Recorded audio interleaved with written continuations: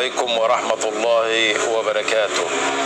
كل التحية والتقدير لكل كادح في بلدي، لكل رجل بيفوق قبل الفجر، بيسيب عياله نايمين علشان يروح يجيب لقمة حلال، لكل ست بتشقى وبتتحمل، بتربي وتخدم وتسند وتضحك وهي جواها وجع.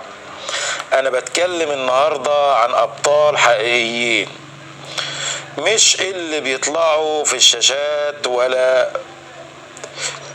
بيقفوا قدام الكاميرات.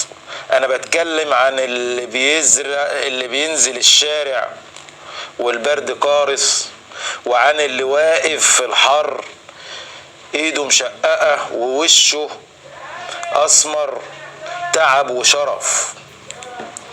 دول اللي بيبنوا الوطن بعرقهم مش بشعارات. دول اللي لو وقفوا يوم البلد كلها تتشل.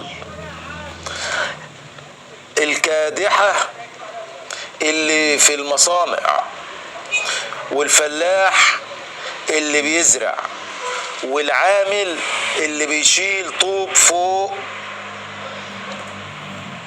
دماغه ويطلع يبني طوبة فوق طوبة.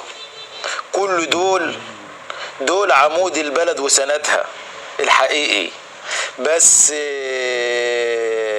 اللي وجع القلب بجد ان الناس دي مش واخدة حقها.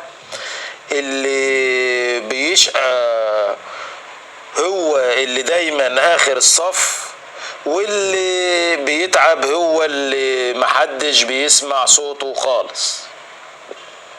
لكن رغم كل ده لسه عندنا امل، لان طول ما في ناس بتتعب بشرف البلد دي عمرها ما هتقع ابدا.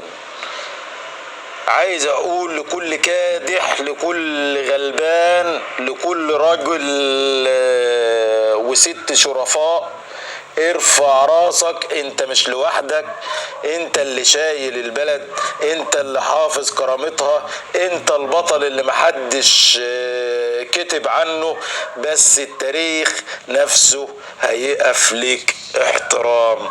السلام عليكم ورحمة الله وبركاته. الناس بتخش في عينها، والناس اللي بتتكلم على السوشيال